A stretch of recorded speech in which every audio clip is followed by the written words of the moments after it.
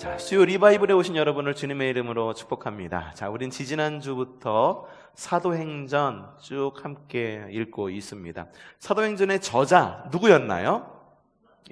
사도행전의 저자 누구였냐 물어보면은 누가 기록했습니까? 누가가 기록했습니다라고 이야기하면 됩니다.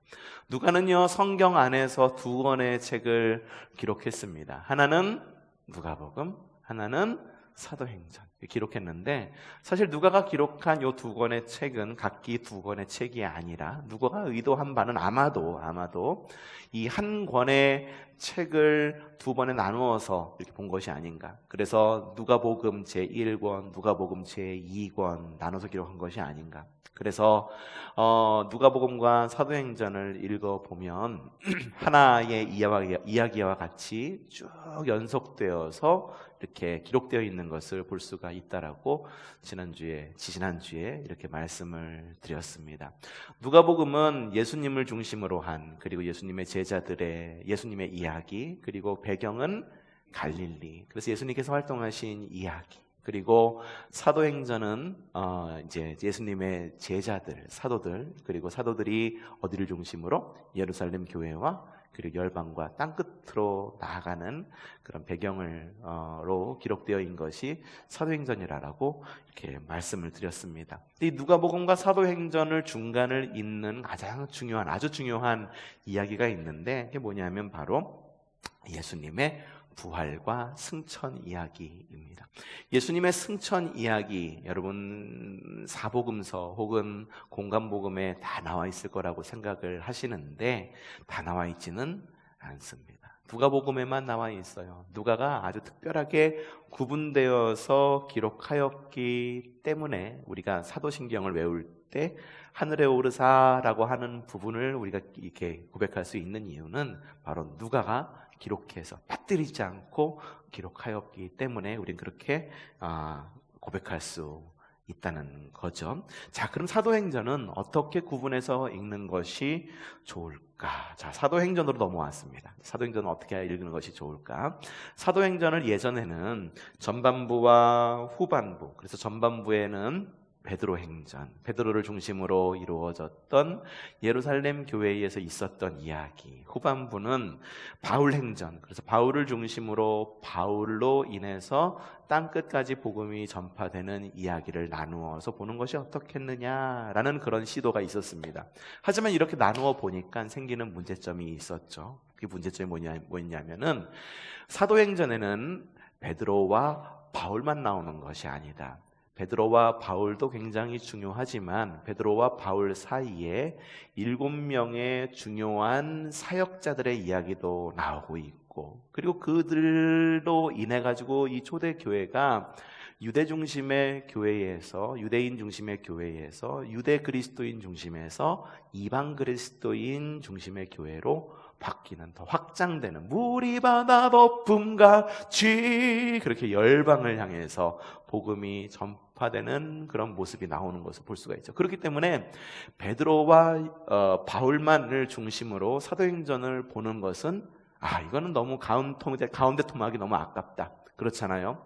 생선을 먹는데 머리 부분과 꼬리 부분이 아무리 중요하다고 그래서 가운데 토막 놓치면 다 놓치는 거잖아요. 가운데 토막이 굉장히 맛있는 게 많은 부분인데, 그래서 가운데 토막도 한번 찾아 읽어보자라고 하는 움직임이 있었습니다. 그래서 사도행전을 인물 중심으로 나누지 않고 지리 중심으로 나누는 것이 어떻겠느냐라고 하는 또 다른 제안이 있었습니다. 그래서 사도행전 1장부터 8장까지의 말씀은 예루살렘에서 베드로와 요한의 전도 활동을 그리고 있고, 사도행전 8장부터 11장까지는 유대와 사마리아에서 7명의 사역자들을 중심으로 이루어졌던 그런 스데반과 빌립의 전도 활동, 그리고 11장부터 끝까지는 땅끝에서 바울을 중심으로 이루어졌던 전도 활동, 선교 이야기 이렇게 세 부분으로 나누는 것이 어떻겠느냐라는 그런 이야기가 있습니다. 이렇게 나눌 때 주는 유익이 있다라고도 말씀을 드렸죠. 이렇게 나누면 초기 기독교가 어떻게 해서 퍼져 나갔는지를 쉽게 알 수 있다. 처음에는 팔레스타인 중심으로 이루어졌던 초기 기독교의 모습이었더란 거죠. 12제자 중심, 그리고 예루살렘 성전에 모였던 모습, 그리고 유대인 중심, 이게 바로 팔레스타인 유대 기독교의 모습이다. 그 다음으로 발전되는 것이 조금 더 지경이 넓어지죠.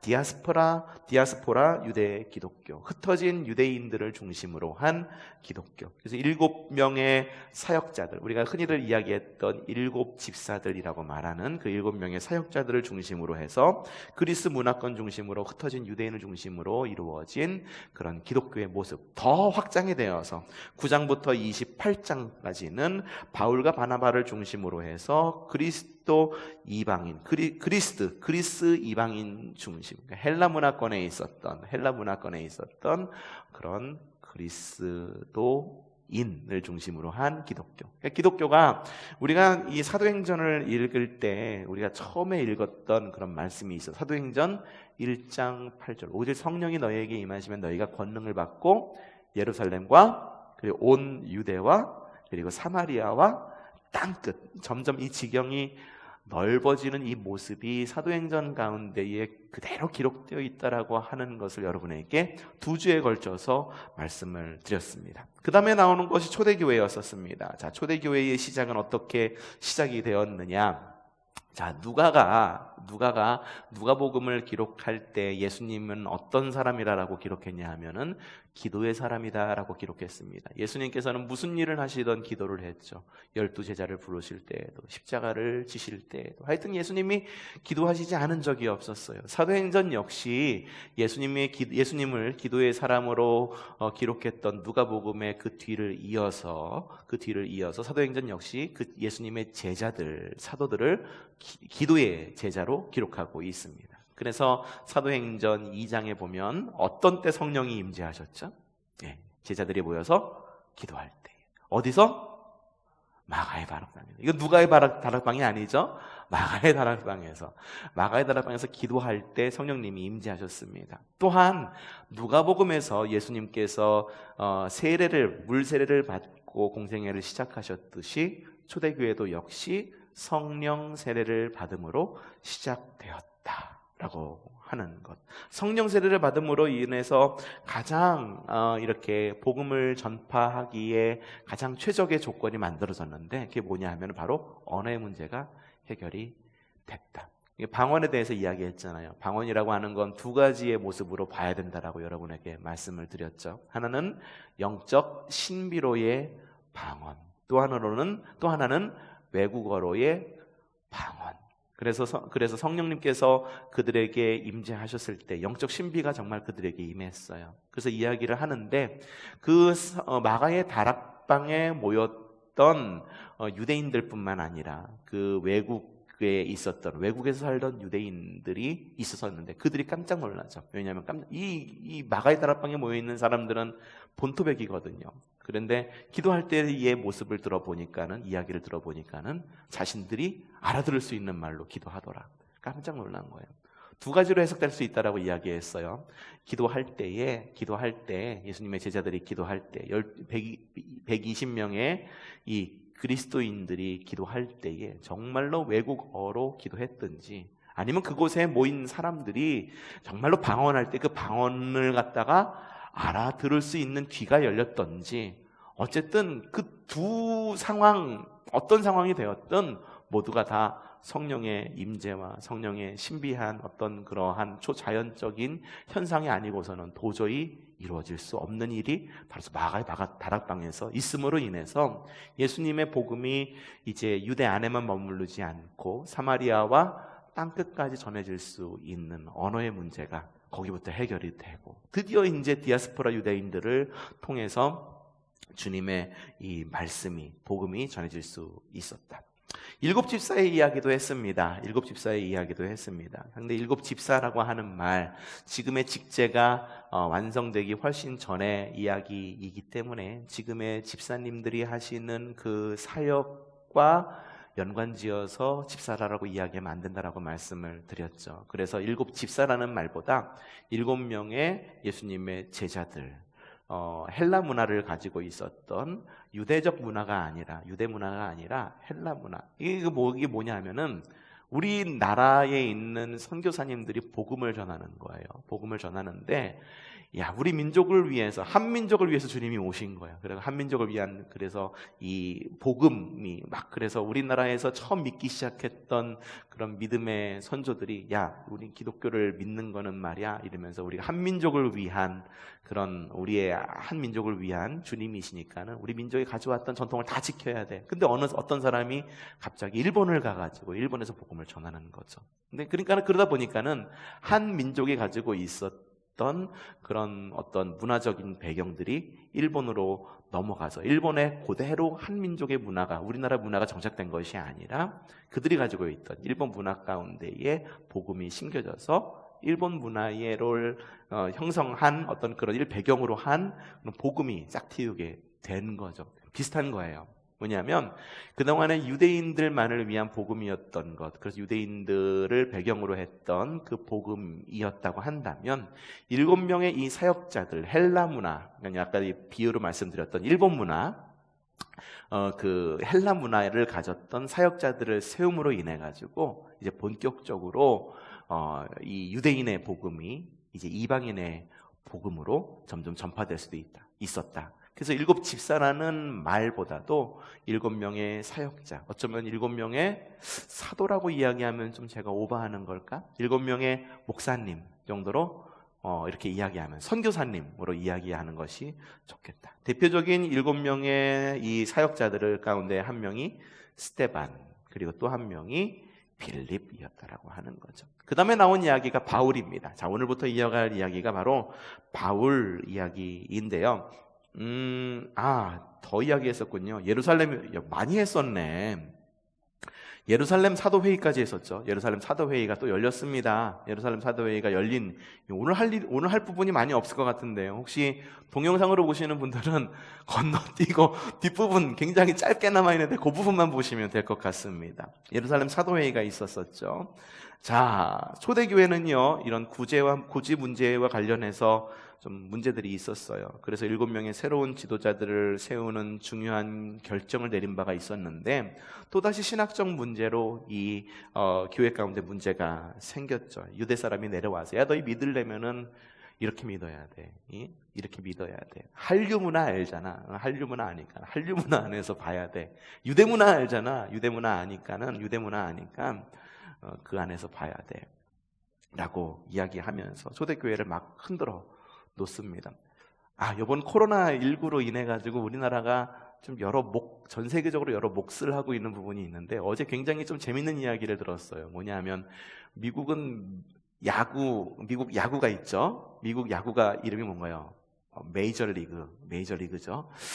메이저리그인데 이 메이저리그는 개막을 못했어요. 코로나 때문에 미국에. 근데 우리나라는 이 K리그, KBO에서 K리그가 개막을 했잖아요. 그 메이저리그가 개막을 안 하니까 이 미국에서 우리나라 K리그를 갖다가 이 중계를 한다고라는 이야기가 뜨더라고요. 그래서 미국 사람들이 메이저리그를 안 보고 K리그를 지금 보고 있다라고 하는 굉장히 재밌는 그런 뉴스를 어제 또 접했는데, 어쨌든 이게 문화가 유대 사람들이 와서 그런 거예요. 이방인 교회. 야, 이 그리스도를 믿는다라고 하면 예수님이 누구였냐? 유대인이었잖아. 유대인인데 너희 왜 유대 문화를 자꾸 떠나려고 그래? 이거 지킬 것, 율법도 지키고 할례해야 되고, 그리고 성전에서 가서 기도도 해야 되고, 우리 전통을 지켜야 돼.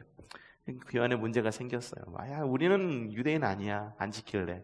그래서 예루살렘 사도회의가 두 번째로 열리게 됩니다. 그래서 그 가운데에서 거기에 바울과 바나바도 참석을 하죠. 왜냐하면 안디옥 교회에서 있었던 일이기 때문에, 당시에 바울과 바나바가 안디옥에서 사역하고 있었죠. 그래서 바울과 바나바를 긴급 예루살렘으로 파송을 해서 그 가운데에서 야고보 사도와 베드로 사도의 주재하에 이 이방인들이 과연 지켜야 될 것이 무엇인지 이 4가지 규정을 다시 한번 이렇게 찝어준 내용이 지난주까지의 이야기였었습니다. 한참 났습니다. 지금 보니까는 남은 부분이 얼마 되지 않네요. 그래서 오늘은 어쩌면은 남은 부분 얼마나 되지 않는데, 동영상으로 보시는 분들은 어쩌면 좀 억울하다 생각이 들지도 모르겠어요. 1편, 2편까지 다 보고 3편에 왔는데 1편, 2편 이야기 고스란히 다 하고, 어쨌든 어떻습니까? 복습한 건데요. 그렇죠? 3편만 봐도 글쎄 될 수도 있겠다라는, 이해할 수도 있겠다라는 그런 그런 내용이었었죠. 자, 이제 바울의 전도 여행과 로마 입성에 대한 이야기가 나오죠. 여러분들 나눠드린 그 교재 찾으셨나요? 바울의 전도 여행과 로마 입성. 자, 사도행전에는요, 바울의 전도 여행의 이야기가 나옵니다. 바울은 몇 차에 걸쳐서 전도 여행을 했을까요? 네, 맞습니다. 3차까지 전도 여행을 했습니다. 3차 전도 여행에 대한 세부적인 이야기는 요 수요 리바이벌 하기 직전에 성경의 숲을 걷다의 부분에서 사도행전 읽을 때 1차, 2차, 3차 전도 여행에 대해서 개별적으로 다 말씀드린 적이 있어요.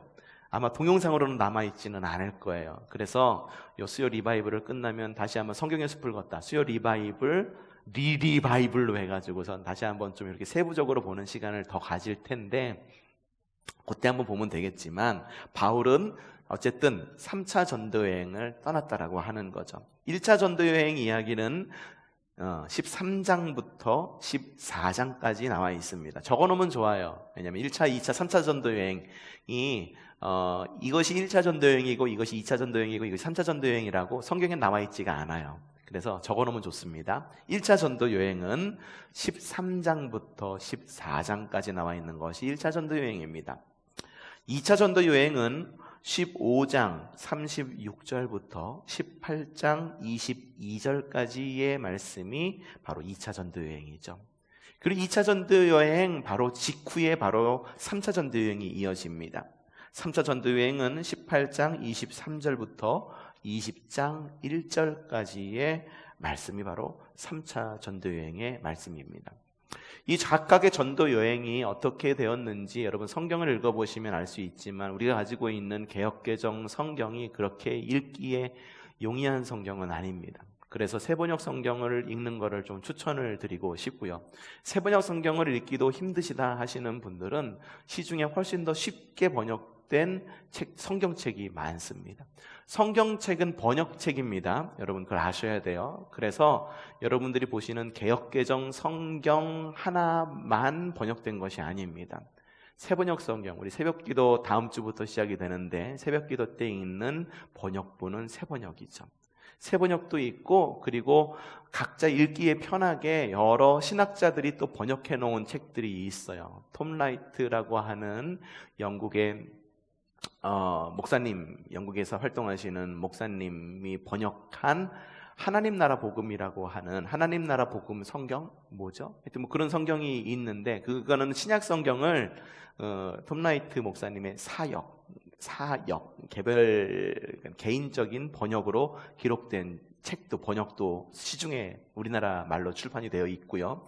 그리고 작년이었나요? 재작년에 돌아가신 유진 피터슨 목사님이 번역을 한 메시지라고 하는 성경도 있습니다. 근데 그것이 어떤 사도적 기능이나 아니면 어떤 성경의 어떤 정경적 기능이 떨어진다라고 하는 말씀이 있는데, 여러분들 1차, 2차, 3차 전도여행을 읽으실 때 이해가 안 된다 하시는 분들은 그런 성경을 참고하셔도 큰 문제가 되지는 않아요.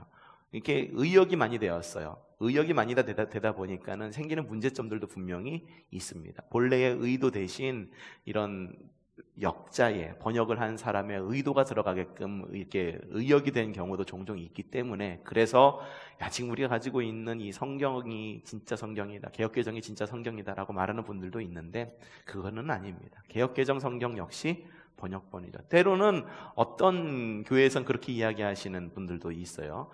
킹 제임스 번역이라는 것이 있어요. 영어 성경에는 옛날 고어체로 되어 있는 성경인데, 킹 제임스 번역만이 진짜 유일한고 진짜 잘된 번역이고 이것만 봐야 된다라고 하는 교회들도 있습니다. 근데 제가 말씀을 드릴 때 건강하지 않은 교회예요. 킹 제임스 번역만 보는 교회 역시 건강한 교회 아닙니다. 신천지는 어떤 성경을 볼까요? 지금 우리가 읽고 있는 개역 개정 바로 이전인 개역 성경만 봅니다. 그래야지 그들의 교리를 엮여 나갈 수가 있어요. 신천지가 이야기하면은 여러분 딴 성경 들고 오면은 돼요. 그냥 새번역 성경을 들고 와서 읽어보자 하면은 그들의 교리가 이어지지 않아요. 뭐 굳이 여러분들 맞닥뜨릴 필요는 없습니다만 지금 어쩌게 하다가 좀 많이 돌았습니다. 1차, 2차, 3차 전도 여행이 있었다라고 하는 것. 1차, 2차, 3차 전도 여행은 아까 말씀을 드린 것처럼 부분에서 적어 놓거나 혹은 성경에 이렇게 체크해 놓으면은 나중에 읽기 쉽다라고 하는 것. 근데 바울이 세 번째 여행을 마치고 예루살렘으로 돌아왔을 때 유대인들이요 그렇게 달갑게 여기지 않았습니다. 율법에 대한 도전, 성전에 대한 도전, 그리고 전통에 대한 도전으로 여겼어요. 유대인들이 가장 중요시 여기는 세 가지가 있었잖아요. 율법, 성전, 전통, 요 세 가지는 꼭 지켜야 됐었어요. 근데 바울이 이 세 가지를 모두 어겼다라고 유대인들이 난리가 난 거죠. 그래서 바울을 붙잡아서 죽이려고 합니다. 근데 로마의 이 천부장이 이러한 소요가 일어나는 것을 보고 병영으로 이끌어 가죠. 병영으로 이끌어 가요. 그래서 바울이 아람어로 그게 이야기한 것이 아니라 그들의 언어인 로마어 혹은 그리스어로 이야기하니까 이 천부장이 깜짝 놀라서 야, 뭐 어떻게 된 거야? 이 소요를 일으킨 사람 이 문제꾼이 아니었구나. 알고 보니까는 로마 시민권을 가진 사람이더라. 그래서 이 천부장이 어떻게든 살려둬야겠으니까는 자신의 가지고 있었던 병력들을 가지고 이 병력들로 호위를 해서 가이사랴 지방으로 옮기게 되고, 그래서 이 바울은 가이사에게 상소를 하게 됩니다. 사실 무죄로 풀려날 수도 있었죠. 나 로마 시민권이야. 너 이렇게 했지. 너 이거 어떻게 할래? 너 죽을 수도 있어. 천부장이 그러잖아요. 뭐냐면 나는 이 로마 시민권을 얻기 위하고 얼마나 노력했는지 몰라. 근데 너 태어날 때부터 이 로마 시민권을 가지고 있었다고? 야, 정말 대단하구나. 끝내주는구나. 너 금수저구나. 이런 말이 성경에 나와 있죠. 금수저란 말은 안 나와 있죠. 하지만 굉장히 부러워하는 모습들이 나와 있죠. 그래서 자칫 이 바울이 천부장을 보고 야, 태어날 때부터 이 로마 시민권을 가진 나를 갖다가 결박을 하고 가둬나? 야, 너도 정말 너 한번 맛볼래? 그러면서 그랬다고 한다면 천부장은 강등되었을지도 모르지만 바울은 그냥 거기서 헤쳐나오는 것, 단순한 그냥 그에게 닥친 그런 어려움만 모면하려고 그 자리에 머물러 있지는 않았다. 오히려 가이사에게 상소해서 그가 복음을 전할 기회를 얻게 된 거죠. 가이사에게 상소해서, 가이사가 어디 있습니까? 가이사, 시저가 누굽니까? 로마의 황제잖아요. 로마의 황제. 그래서 로마의 복음을 전하려면 로마 본토 안으로 들어가야 되는데 본토 안으로 들어갈 수 있는 방법, 더군다나 로마에 들어가는데 로마 군인들의 호의를 받아서 로마 안으로 들어가게 되는 거죠. 보호받으면서 로마 안으로 들어간 거예요. 받으면서. 그래서 황제에게 상소해서 로마로 들어가게 되죠. 그런 과정 가운데 천부장과 총독의 도움이 있었다라고 하는 말씀을 드렸죠. 그리고 로마에 입성해서 2년 동안 복음을 전할 수 있었다. 그리고 로마에서 그렇게 되지 않아도 되지만 그곳에서 어떻게 됐을까요? 순교하셨어요. 로마 시민권을 가지고 있었지만 그곳에서 자진해서 순교를 하셨다. 자, 사도행전이 주는 교훈, 첫 번째 교훈, 신앙적 교훈이 뭐가 있었을까? 자, 예수님처럼 기도했던 제자들이라고 하는 거예요. 누가는요, 앞서도 말씀을 드렸지만 예수님을 기도의 사람으로 누가복음에서 기록했습니다. 매 순간마다 공생의 기간 가운데에 기도를 하셨죠. 그런 관심을 사도행전에서도 이어갑니다. 제자들 역시 기도의 사람입니다. 다락방에 모여서 뭐 했을까요? 기도했어요. 마띠아를 선택할 때도 기도했어요. 7사람을 선택할 때도 기도했어요. 다비다를 살릴 때도, 욥바에서 환상을 베드로가 볼 때도 기도하고 있었고, 바울이 담에서 유다의 집에 머물 때도 뭐하고 있었나요? 기도하고 있었고, 그리고 바울이 가이사랴 감옥에 있을 때에도 그곳에서 뭐하고 있었나요? 기도하고 있었어요. 그러니까 이 누가가 기록하고 있는 예수님과 제자들의 모습은 기도의 사람이었다. 특별히 이 스데반 집사라고 말하면 안 되는데 또 집사님이라고 이야기하는 습관의 힘이 이렇게 무섭습니다. 좋은 습관 많이 기르십시오. 신앙의 좋은 습관 많이 기르시기 바랍니다. 우리 순교자는 죽음의 순간에 한 기도의 내용 다시 한번 좀 읽어봤으면 좋겠는데, 읽어보죠. 자막 주세요. 자, 시작.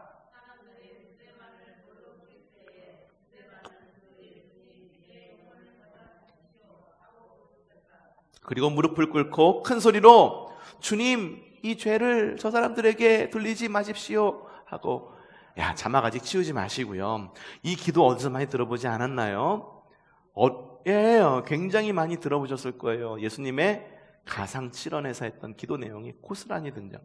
사람들이 스데반을 돌로 칠 때, 좀 말을 좀 바꿔보겠습니다. 사람들이 스데반을 돌로 칠 때, 사람들이 예수님을 십자가에 못 박았을 때, 스데반은, 예수님은 주 예수님 내 영혼을 받아주십시오. 하나님, 주님 내 영혼을 받아주십시오. 하고 부르짖었다. 그리고 무릎을 꿇고 큰 소리로, 그리고 주님께서는 큰 소리로 외쳤다. 주님, 이 죄를 저 사람들에게 돌리지 마십시오. 주님, 저들을 용서해 주십시오. 저들은 저들이 하는 일을 알지 못합니다. 우와, 소름. 그렇죠? 여러분들, 예수님의 그 기도의 모습이 스데반을 통해서도 고스란히 나오고 있는 것을 볼 수 있죠. 예수님의 가상칠언과 굉장히 많이 닮아 있다라고 하는 것. 그래서 신앙적 교훈, 우리가 얻을 수 있는 신앙적 교훈은 뭔가요? 기도의 사람들이었다. 예수님도 기도의 사람이었고 제자들 역시 기도의 사람이었다. 그럼 우리가 얻을 수 있는 신앙적 교훈이 뭔가요? 기도하자. 다음 주부터 새벽 기도가 정상적으로 시작이 됩니다.